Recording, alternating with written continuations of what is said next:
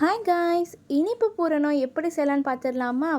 இது ஒரு பாய் வீட்டு பலகாரம்ங்க. ரொம்பவே டேஸ்ட்டாக இருக்கும். கண்டிப்பாக ட்ரை பண்ணி பாருங்கள். இப்போ வாங்க வீடியோக்குள்ளே போகலாம். மைதா மாவு எடுத்துக்கோங்க. தேவையான அளவு உப்பு சேர்த்துக்கோங்க. கொஞ்சமாக சோடா மாவு சேர்த்து மிக்ஸ் பண்ணி வச்சுக்கோங்க. அப்புறம் தேங்காய் திருவுனது எடுத்துக்கலாம். பொரிகல்லையை கொரன்னு நுணுக்கி வச்சுருக்கேன். சீனி எடுத்துக்கோங்க. அரைச்சி வச்சுருந்த ஏலக்காய் தூள், முந்திரி கிஸ்மிஸ், வெள்ளை எள்ளு, அப்புறம் கருஞ்சீரகம். இனிப்பு பூரணத்துக்கு இதுதான் இன்க்ரீடியன்ட்ஸ். நம்ம எடுத்து வச்சுருந்த மாவில் கொஞ்சம் கொஞ்சமாக தண்ணி சேர்த்து மாவு பிசையுங்க.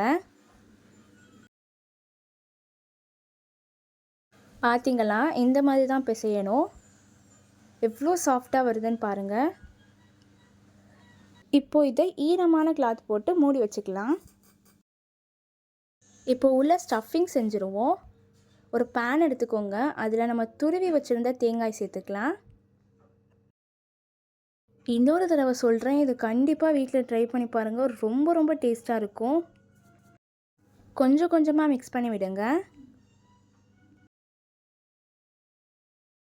இப்போ நம்ம எல்லாத்தையும் சேர்த்துடலாம். வெள்ளை எள்ளு, கருஞ்சீரகம், ஏலக்காய் தூள், கிஸ்மிஸ், முந்திரி எல்லாத்தையும் சேர்த்து நல்லா மிக்ஸ் பண்ணி விடுங்க. கொரன்னு அரைச்சா பொரிகல்ல தூள் சேர்த்துக்கோங்க. நல்லா மிக்ஸ் பண்ணி விடுங்க. இந்த ஸ்டேஜில் சர்க்கரை ஆட் பண்ணிக்கோங்க. உங்களுக்கு எவ்வளோ சுகர் தேவையோ அவ்வளோ சேர்த்துக்கலாம், உங்கள் இஷ்டம்தான். நல்லா மிக்ஸ் பண்ணி விடுங்க. பாருங்கள், இந்த மாதிரி இருக்கணும். இப்போ நம்ம ஊற வச்சுருந்த மாவை பார்த்துக்கலாம். இதை நல்லா பிசைஞ்சுக்கோங்க. சாஃப்டாக வரணும்னா இந்த மாதிரி அழுத்தி பிசைஞ்சால் தான் சாஃப்டாக வரும். இப்போ மாவை உருண்டை பிடிச்சிக்கலாம். இந்த மாதிரி உருண்டை பிடிங்க, ஈஸியாக இருக்குது பாருங்களேன். நான் நிறையா உருண்டை பிடிச்சிட்டேன். இப்போ மாவு தேய்க்க ஆரம்பிச்சுக்கலாம்.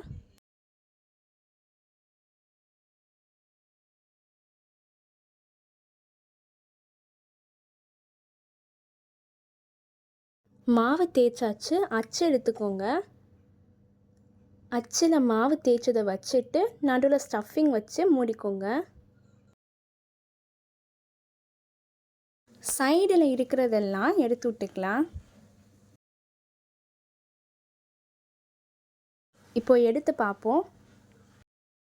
பாருங்கள் எவ்வளோ அழகாக வந்திருக்குன்னு.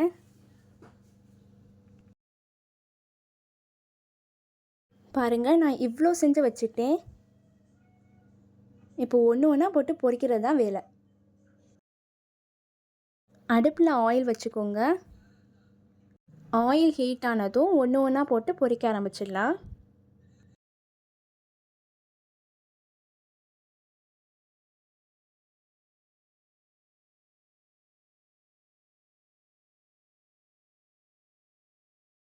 நல்லா கோல்ட் ஆகிற வரைக்கும் பொரிங்க.